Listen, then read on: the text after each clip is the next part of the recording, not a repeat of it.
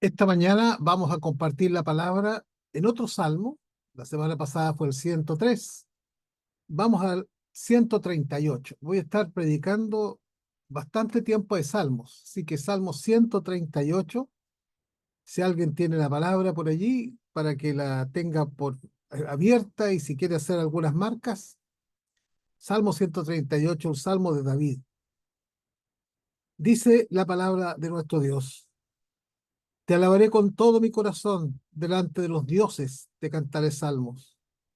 Me postraré hacia tu santo templo y alabaré tu nombre por tu misericordia y tu fidelidad, porque has engrandecido tu nombre y tu palabra sobre todas las cosas. El día que clamé, me respondiste, me fortaleciste con vigor en mi alma. Te alabarán, oh Señor, todos los reyes de la tierra, porque han oído los dichos de tu boca y cantarán de los caminos del Señor, porque la gloria del Señor es grande. Porque el Señor es excelso y atiende al humilde, más al altivo mira de lejos. Si anduviere yo en medio de la angustia, tú me vivificarás. Contra la ira de mis enemigos extenderás tu mano y me salvará tu diestra. El Señor cumplirá su propósito en mí. Tu misericordia, oh Señor, es para siempre. No desampares la obra de tus manos. Generalmente este salmo, lo que más se recuerda a la mayoría de la gente es: el Señor cumplirá su propósito en mí. Pero este salmo es más que eso. Y quiero compartir con ustedes hoy día una expresión, una frase que sale al leer este salmo. Y esta frase, esta expresión es: Dios es confiable. Dios es confiable. Podemos confiar en Dios, Él nunca falla. Podemos confiar en Dios, Él nunca miente. Él nunca hace cosas indebidas. Podemos confiar en el Señor. Por eso dice: te alabaré con todo mi corazón. Y vamos a un poco analizar este salmo desde el punto de vista de los requerimientos que Dios tiene para nosotros, para vivir una vida que sea digna de lo que Él espera de sus hijos. Hay una promesa en esta palabra: el Señor cumplirá su propósito en mí. Una promesa de Dios. Y las promesas que Dios hace las honra con el cumplimiento fiel de ellas. Y Dios hace la promesa de honrar su palabra y completar su obra en medio de nosotros. Este salmo se titula, o los hebreos titula este salmo como el Salmo de David. Ni siquiera uno de los salmos de David, sino le ponen el Salmo de David, porque para ellos, para los hebreos, tiene una importancia tremendamente vital para entender cómo vivir la vida, una vida que honra a Dios. Incluso varios comentaristas mencionan que se colocó junto al Salmo 37, donde se describe la incapacidad del hombre ante los paganos, y luego el 138, que es una declaración de que hasta los reyes se doblegarán delante de él. Es un salmo de confianza en un Dios confiable. Vamos a mirar algunas cosas, los invito a ustedes a mirar en la palabra, a mirar en la escritura, declaraciones de la palabra de Dios para nosotros. En los primeros versículos, el 1 y el 2, en la primera parte del versículo 2 dice: te alabaré con todo mi corazón, te alabaré con todo mi corazón. David empieza este canto, este salmo, esta poesía, con una declaración bastante audaz. A Dios se le adora, a Dios se le exalta con todo el corazón. Es decir, yo, Señor, estoy dispuesto a reconocer que para que tú cumplas tu obra en mi vida, para que se cumpla la obra completa de tu palabra y el cumplimiento exacto de tus promesas en mi vida, yo debo alabarte con todo mi corazón, es decir, sin retener nada, sin guardar nada, entregando el total, el todo, poniendo ante ti, Señor, todas mis capacidades, mis pensamientos, mis emociones, todos todo lo que vivo dentro de mi ser, todo aprendizaje, toda relación, todo contacto, toda palabra, todo, Señor. Yo te alabaré con todo. Pero dice mi corazón. Y hay que reconocer que la palabra corazón en el Antiguo Testamento es el centro de la vida, la base fundamental de la vida. Señor, yo te alabaré con todo el fundamento de mi vida, con todas las bases, con todo el centro, con todo lo más importante de mi vida, Señor, yo lo pongo para alabarte. Te alabaré con todo mi corazón, Señor, porque para poder entrar en la presencia de la voluntad de Dios, necesitamos un corazón quebrantado. Charles Spurgeon escribió alguna vez, necesitamos un corazón que se quebrante y que nos permita lamentar cuando pecamos, pero también un corazón que se alegre al mirar la perfección de Dios. Es decir, para poder alabar a Dios con todo el corazón tenemos que ser capaces de mirarnos a nosotros mismos y saber cuántas fallas tenemos y lamentarnos por nuestros pecados y llorar y sufrir cuando ofendemos a Dios. Muchas veces los mismos cristianos ofenden a Dios, faltan al Señor, pero les da lo mismo, les da lo mismo, como que Dios está obligado a aceptar todas las miserias nuestras. Y es cierto que Él nos ama, y es cierto que Él nos conoce, y es cierto que nos perdona, pero también es cierto que debemos ser santos como Él es santo, y que debemos buscar su rostro con toda la fuerza de nuestra vida. Por eso David comienza tal vez como debiéramos comenzar siempre nosotros. ¿Queremos la voluntad de Dios? ¿Queremos cumplir el propósito de Dios? ¿Queremos que Dios cumpla su propósito en nuestra vida? La primera parte, la primera clave para comenzar es alabar a Dios con todo el corazón. Alabarlo con todo el corazón. Yo tengo seres amados muy cercanos que dicen, no, a mí no me gusta ir a la iglesia porque se llevan puro cantando. O no me gusta ir a la iglesia porque se llevan puro cantar y orar y yo lo que quiero es escuchar la palabra. Pero para poder escuchar la palabra, tenemos que entrar en un espíritu de alabanza, de adoración plena, reconociendo nuestras faltas, pero también reconociendo la grandeza de Dios. Alabar a Dios requiere ser transparentes con el Señor. Por eso necesitamos tener un corazón que sea capaz de quebrantarse si fallamos, de lamentarnos, de pedir perdón. Y luego también necesitamos un corazón que esté dispuesto a derramarse delante de la presencia del Señor.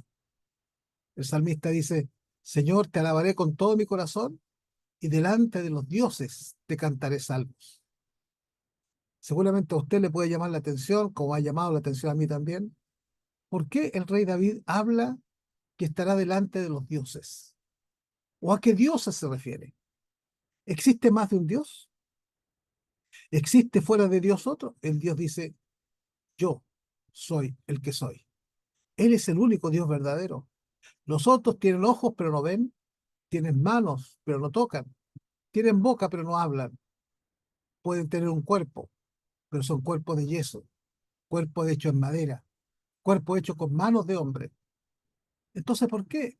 ¿Por qué el rey David dice, delante de los dioses te cantaré salmos? No nos podemos imaginar ni siquiera un poquito que, que, que, que el rey David esté diciendo que Dios es uno más, importante, pero uno más entre un montón de dioses. Porque entonces la religión hindú, que tiene miles y miles de dioses, o lo que era la religión romana o la griega, que tenía dioses primarios, secundarios, terciarios, un escalafón de dioses, tendrían la razón. Nosotros creemos en el Dios único y verdadero. No hay otro fuera del Señor. Entonces, ¿por qué David dice, delante de los dioses te cantaré? Lo más probable es que hay tres ideas a lo menos, tres ideas sobre a qué se está refiriendo el rey David. Primero, quizás lo que él está diciendo es una declaración a Dios y decir, Señor, delante de los ídolos que los hombres hacen, delante de los ídolos que la gente levanta, delante de los altares que la gente levanta, Señor, yo a ti te cantaré salmos. Es decir, Señor, tú eres el único que merece la honra, la gloria y la alabanza, porque los otros dioses son dioses de palo, dioses de yeso, dioses hechos por los hombres, estructuras ideológicas religiosas, pero que no son más que religiones creadas por el ser humano.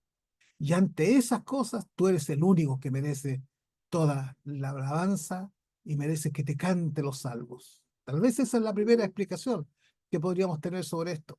Una segunda explicación tal vez es que Dios está rodeado de ángeles y delante de estos ángeles que son más que hombres, pero no son dioses, son más que hombres, delante de los ángeles, Señor, yo soy capaz de alabarte solo a ti. Yo no me pierdo en alabar ángeles. Y recuerde usted que lo que es Satanás, un ángel que va en contra del Padre, que un ángel que se revela y que arrastra a otros. No, aunque se levante ángeles, arcángeles, querubines, serafines, aunque se levante cualquier criatura celestial, con todo, Señor, delante de ellos yo te alabaré, yo delante de ellos a ti te cantaré, delante de ellos, Señor, yo soy capaz de expresar lo más profundo de mi corazón. La tercera explicación posible es que tal vez se está refiriendo a aquellos que son reyes, aquellos que son jueces, aquellos que tienen liderazgo militar y que se sienten como si fueran dioses. ¿Se recuerda usted? La religión egipcia decía que el momento exacto en que el hombre se transformaba en faraón, también se transformaba en un dios. Criterio que usaban también los asirios, también usaron los persas en algún tiempo de su historia, creyendo que aquel que ocupa un primer lugar es Dios. Oiga, pero este no es un pensamiento tan extraño. Uno sabe que a veces en la iglesia hay gente que se siente que tiene un lugar superior al resto y que casi está a una altura divina en comparación a los hermanos. Uno encuentra, por ejemplo, que usted no puede en algunas iglesias saludar a un obispo porque el obispo no saluda a la gente. Simplemente si usted quiere saludar al obispo tiene que pasar por los secretarios de los secretarios hasta llegar al obispo si es que el obispo desea saludarle. Y él dice, delante de toda esta gente que se siente un poco dioses, delante de esta gente que se siente con autoridades superiores, delante de toda esta gente, yo simplemente alabaré con todo mi corazón a Dios y le cantaré a Él los salmos que nacen de mi corazón. De hecho, en el versículo 4 luego dice, te alabarán todos los reyes de la tierra. Y está diciendo, y finalmente, ¿sabe una cosa? Esto que se creen reyes, tarde o temprano, también se doblegarán para alabar al único Dios que vive. Qué interesante, hermanos. Queremos que Dios compre su obra en nosotros. Primero, la primera cosa es alabar al Señor con todo el corazón. La segunda cosa, estar dispuesto a dar testimonio de la grandeza de Dios y solamente situarnos en la alabanza a Él, aunque tengamos delante de nosotros ídolos que se levanten, aunque tengamos seres angelicales a nuestro lado y aunque tengamos gente de mucha autoridad, solo Dios merece la honra y merece la alabanza. Dice el salmista en el primer versículo allí, me postraré, me postraré, el versículo 2, me postraré hacia tu santo templo. Nosotros no tenemos templo, somos una iglesia sin templo, pero al mismo tiempo hay que reconocer en la historia la importancia del templo, sobre todo para el pueblo de Israel. El salmista dice, yo me postraré hasta, hasta o hacia tu santo templo. ¿Qué significa postrarse? ¿Qué es postrarse delante de Dios? Postrarse simplemente, la palabra postrarse en el hebreo implica acostarse y acostarse en el piso a lo largo del cuerpo hasta el polvo, similando que nosotros no somos más que polvo y estamos al nivel del polvo y nos ponemos en el piso a lo largo, pegado al piso, pegado al polvo de la tierra. Está diciendo, Señor, reconozco tu grandeza con tanta autoridad y tanta belleza que yo soy como el polvo, no soy más que eso. Pero al mismo tiempo, postrarse significa arrodillarse, ponerse delante de Dios, humillarse delante del Señor, tener pleno respeto, tener veneración, estar dispuesto a derramar nuestro corazón delante de Él. Mire, mire lo que está diciendo el rey David. Queremos que Dios complete su obra. Bueno, tenemos que también nosotros aprender a postrarnos delante de Dios, a postrarnos, a arrodillarnos, a ponernos delante de Él, a tirarnos en el suelo si es necesario. Y estoy hablando no solo físicamente, estoy hablando fundamentalmente espiritualmente para reconocer su grandeza. Incluso cuando David no estaba en el templo, él reconocía que el lugar para adorar a Dios era el templo. Claro, recuerde que en el Antiguo Testamento, primero el tabernáculo, luego el templo, ocupaban, era la casa de Dios donde Dios habitaba. En el Nuevo Testamento dice que Dios habita en templo no hecho por manos de hombre. Dios habita en nuestro corazón por medio del Espíritu Santo. Por lo tanto, tenemos que tener un altar dentro de nosotros. Tenemos que levantar un altar que le glorifique a lo más íntimo, lo más interior de nuestra vida. Por eso, aunque David no estaba en el templo, él reconocía que el lugar para adorar a Dios es el templo. Para adorar y sacrificar y entregar ofrendas y entregar la vida, era el templo. Hoy día el templo está dentro de nosotros. Es decir, para adorar a Dios tenemos que entrar en la comunión íntima con el Señor. Tenemos que entrar en la comunión íntima con Dios. Como dijo William Trapp, un sagrado hombre de Dios, un consagrado hombre de Dios, dijo: donde quiera que estoy, el rostro de mi alma se vuelve a la presencia del Señor. Donde sea que estoy. Lo importante no es si es un templo hecho de ladrillos, de madera, o si simplemente es el templo del corazón. Me vuelvo hacia Dios en cada momento, me vuelvo al Señor con toda la fuerza que Él me da. Hay dos razones para alabar, según el Salmo. Hay dos razones para alabar que yo quiero que usted la considere en el día de hoy en este mensaje de la palabra.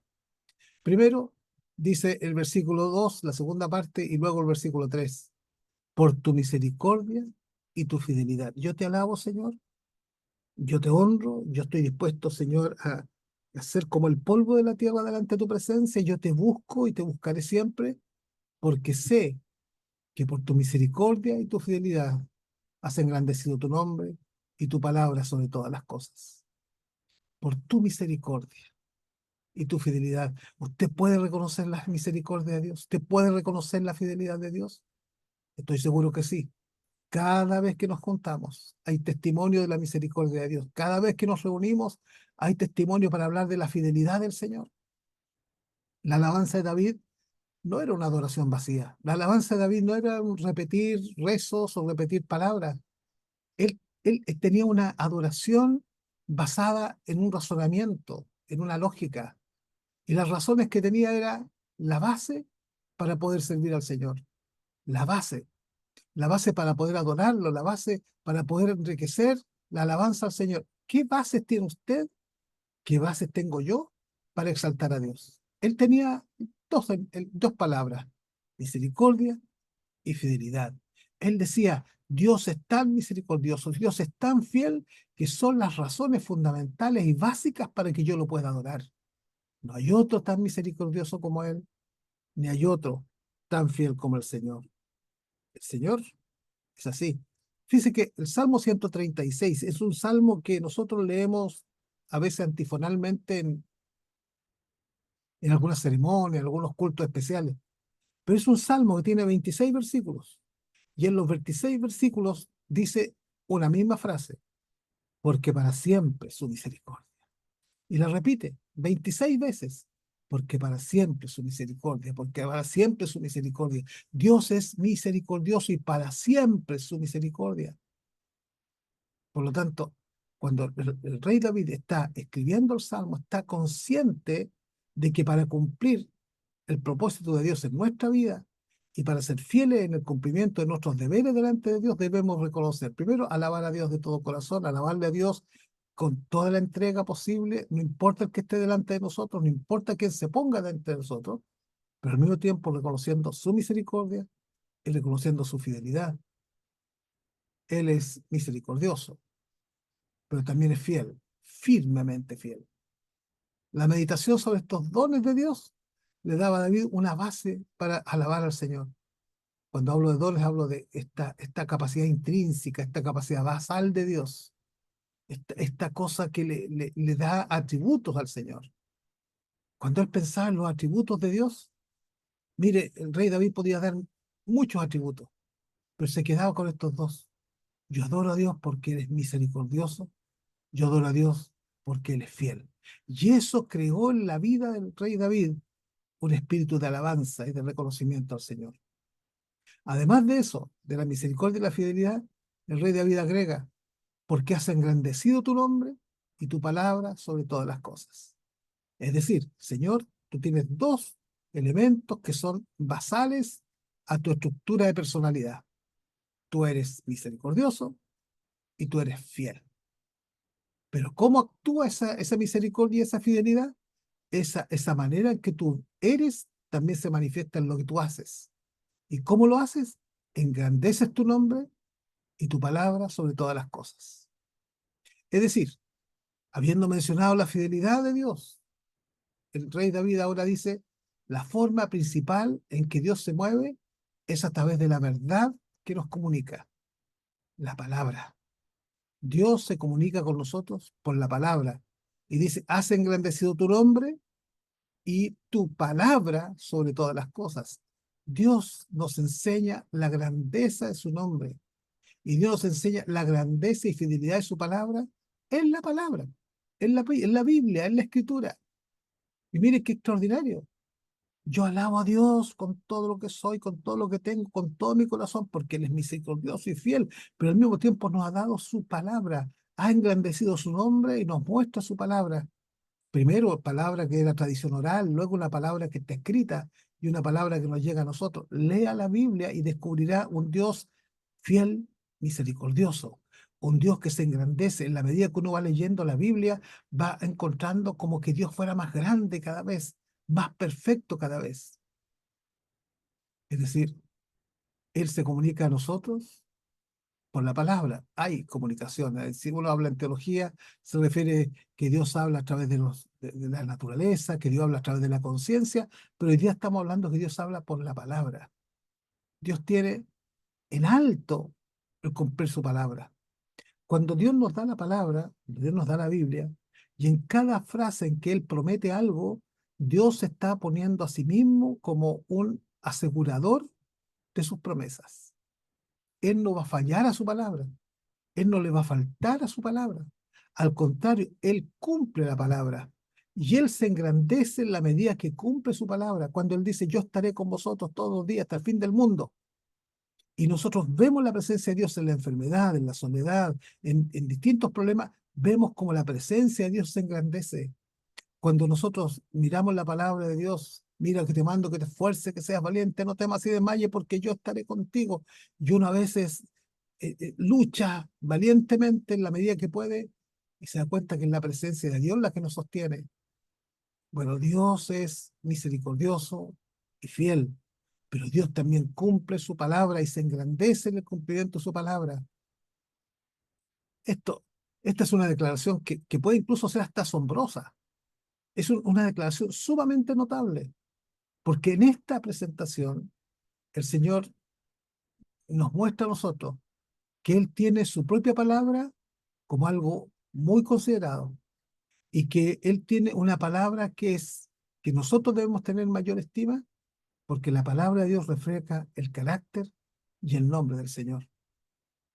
Sería como si Dios dijera, valoro mi integridad por encima de todo, entonces le doy mi palabra. Ustedes verán mi integridad al ver la palabra, porque se ha engrandecido su nombre en la palabra. Y Dios lo que está haciendo es entregarnos a nosotros un manual que es la Biblia para descubrir la integridad, la grandeza, la fidelidad y la misericordia de Dios. Este versículo no tiene por qué significar otra cosa más que Dios está dispuesto a cumplir su palabra y Él cumplirá su propósito en mí. Charles Spurgeon una vez dijo, si este libro no es verdadero, si este libro no es el que trae el mensaje de verdad, ¿sobre qué construimos nuestra fe? ¿Sobre qué cosas construimos nuestra fe? Si no tuviésemos la Biblia, si no tuviésemos la palabra, ¿cómo creeríamos en el Dios que creemos? ¿Dónde estaríamos cada uno de nosotros? Bueno, parece que hay hermanos y hermanas que no les interesa estar muy seguros del Señor, no leen la Biblia ni por cosas muy tremendas. Se cuenta la anécdota de un pastor, una anécdota muy conocida. Fue a visitar unos hermanos de la iglesia que eran personas que débiles en la fe. Llevaban mucho tiempo en la iglesia, pero siempre débiles en la fe. Y le invitaron al pastor a tomar once. Y el pastor, tomando la taza de té, tomó la Biblia, les pidió, le dijo primero, ustedes tienen Biblia, ¿verdad? Sí, pastor, aquí tenemos Biblia. Le pasaron la Biblia y el pastor, sin que se dieran cuenta, la cuchara que le habían pasado la metió entre las páginas de la Biblia y la dejó allí. Se fue y empezó la habladuría. El pastor se robó la cuchara. El pastor vino a vernos a la casa y se robó la cuchara. Y los hermanos estaban un poco sentidos porque el pastor se habría robado la cuchara. Pasó un año y los hermanos no estaban asistiendo regularmente, hasta que un día, por una razón X, asistieron al templo. Tomaron la Biblia, cuando llegaron con la Biblia al templo, abrieron la Biblia y se dieron cuenta que dentro estaba la cuchara. El pastor había dejado la cuchara dentro de las páginas de la Biblia simplemente para que los hermanos tuviesen conciencia de cuántas veces ellos estudiaban la palabra y cuántas veces no. Había pasado más de un año. Le habían echado la culpa al pastor de robarse la cuchara cuando más de un año y ellos no habían abierto la Biblia. Nosotros queremos que Dios cumpla el propósito en nosotros, pero no abrimos la Biblia. No la leemos, no la estudiamos. Y si no la leemos ni estudiamos, podemos hablar de la misericordia y la fidelidad de Dios, pero no tenemos base ni sustento para poder dar entonces testimonio de la palabra en nosotros. El, el- la segunda razón por la cual alabar a Dios la encontramos ahí también en la palabra, el versículo 3. El día que clamé, me respondiste. ¿Cómo no alabar a Dios si el día que yo necesité de ti, tú fuiste la respuesta, Señor? David tenía razones prácticas para alabar a Dios. Tenía razones para agradecer al Señor. El Señor le respondió en los tiempos angustiosos. Fíjese que no dice, el día que canté, me respondiste. Ni dice, el día que fue al templo, me respondiste. Son elementos que ya estaban dichos, pero aquí él pone el énfasis. Tú eres misericordioso y fiel. Es, dos, es una gran razón para alabar a Dios. Una razón doble. Y una segunda razón es porque cuando yo te clamo, tú me oyes, tú me respondes. Cuando mis fuerzas fallan, tú eres mi fortaleza. Cuando mis fuerzas son débiles, tú me levantas. Cuando parece que no tengo ninguna posibilidad de salir adelante, tú eres la respuesta. El día que clamé, tú me respondiste. Es importante alabar a Dios porque ¿quién es Él? Incluso por más que queramos decirlo por nosotros mismos, Él es fiel. Él es el Señor, el autor y consumador de todas las cosas. De alguna forma, el rey David está diciendo, yo alabo a Dios porque sé quién es Él. Es un Dios misericordioso y fiel. Yo alabo a Dios porque encuentro en la palabra la revelación de su persona. Él muestra quién es y cuál es su voluntad. Y yo veo la palabra y cada vez veo al Dios más magnífico y más perfecto. Yo alabo a Dios simplemente porque Él responde a súplica de nuestro corazón. Y como dice el mismo rey David, me fortaleciste, Señor. Me fortaleciste. El salmista usa una expresión notable al decir que el Señor lo había fortalecido. Señor, el día que clamé, me respondiste. Me fortaleciste con vigor en mi alma. ¿Necesita usted fortaleza? ¿Hay días que usted necesita fortaleza?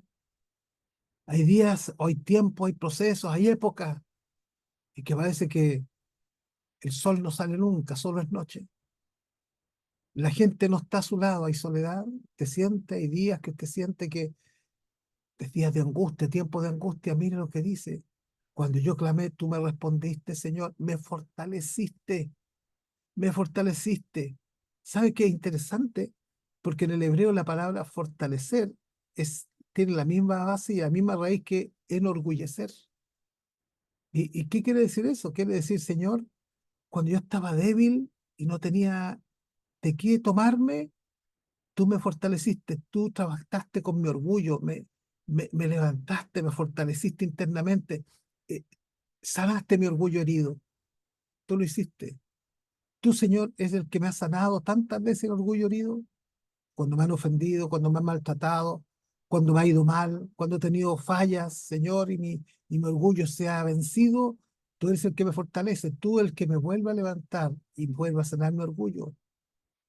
Por eso Dios necesita a veces mover la carga que tenemos sobre nosotros para darnos cuenta que el que mueve la carga es Él y que nosotros podemos ser bendición y ser bendecido para muchos. Por último, hay una declaración de confianza de parte del rey David. Entre los versículos 4 y 6 dice, te alabarán al Señor todos los reyes de la tierra, porque han oído los dichos de tu boca y cantarán en los caminos del Señor, porque la gloria del Señor es grande, porque el Señor es excelso y atiende al humilde, mas al altivo mira de lejos.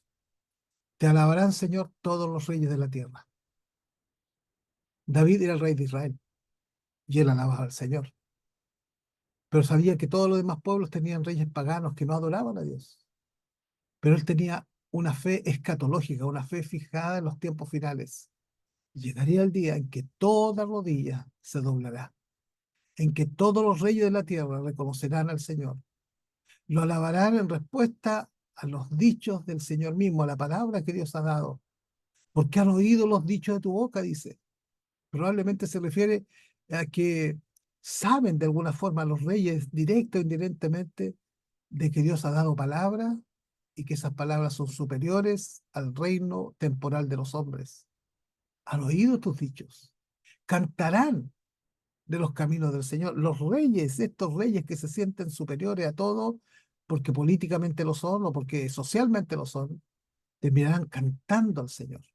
Los reyes de la tierra no solo te alabarán con palabras, sino también que podremos ver reyes de la tierra cantando, alabando, adorando a Dios. Esto en respuesta a la gloriosa presencia de Dios, el Dios vencedor. Dios es victorioso. Y si hoy día vemos los grandes hombres del mundo que creen que son superiores a cualquier cosa, llegará el tiempo en que lo veremos escatológicamente, como ellos se postran, alaban y exaltan el nombre del Señor. Porque Dios dice, atienda al humilde. Dios atiende al humilde. Porque Dios es excelso, atiende al humilde y al altivo mira de lejos. David entiende que Dios es tan grande, es tan glorioso, es tan excelso, que nadie está a la altura de creerse superior a los demás. Por eso él dice que él es tan excelso que tienen estima a los humildes, aquellos que no se creen más de lo que son. La humildad de alguna forma es reconocer lo que somos delante de Dios, comparándonos con el Señor que somos, comparándonos con el Señor a qué altura estamos, a qué nivel estamos. No nos da para más. Por eso que la adoración era tendido en el piso, a lo largo, porque somos como el polvo, hemos sido tomados del polvo, viviremos finalmente físicamente en la tumba hasta transformarnos en polvo. Dios se mantiene lejos de lo altivo, pero el Señor atiende al humilde. Infinitamente grande como es Dios, Él considera incluso la parte más baja y insignificante de su creación, al hombre humilde y afligido, y Él lo trae y lo abraza y lo ama. El Señor atiende al humilde. El Señor atiende a los que son simples, los que son desconocidos, a los pobres, a los despreciados, a los hombres que son capaces de reconocer que somos lo que somos solo por la gracia de Dios, que reconoce que los grandes príncipes y señores de este mundo no son nada, que el único todopoderoso es Dios. Es una declaración de David que, que nosotros debería llamarnos la atención. Queremos que Dios cumpla el propósito en nosotros, tenemos que ser humildes. Queremos que Dios cumpla el propósito en cada una de nuestras vidas. Tenemos que reconocer que Dios al altivo lo mira de lejos, al que se cree, al orgulloso, al que se es vanaglorioso. Dios lo mira de lejos, pero al humilde, Dios lo ama. En Proverbios 3 repite dos veces lo mismo y en el Nuevo Testamento también lo dice. El Señor resiste a los soberbios, pero da gracia a los humildes. Tenemos que aprender entonces a vivir en la humildad si queremos que Dios cumpla su propósito en nosotros. Él mira de cerca las cosas bajas para elevarlas. Él nos mira a nosotros para levantarnos, porque las cosas elevadas las conoce de lejos, pero aquel que se siente orgulloso es aplastado. El orgullo fariseo se acercó a Dios lo más que pudo, pero el pobre publicano no se atrevía a hacerlo. Sin embargo, ¿quién fue el bendecido? El publicano. Los hombres orgullosos se jactan, se sienten superiores por su cultura, por sus títulos, por sus nombres, por su economía, por la libertad de pensamiento que ellos tienen. E incluso se atreven a criticar a Dios, pero Dios los conoce de lejos y Dios los mantendrá a distancia en esta vida y los encerrará en el infierno si no aceptan a Cristo en la próxima. Pero aquel que es humilde, Dios lo levanta y Dios lo exalta sobre el resto. Finalmente, y para terminar ahora sí, el rey David dice, si anduviere yo en medio de la angustia, versículo 7, si anduviere yo en medio de la angustia, tú me vivificarás. Si tengo que pasar en este proceso tiempos de duro conflicto, duras luchas y peleas, Dios será el que me va a dar vida y me levantará.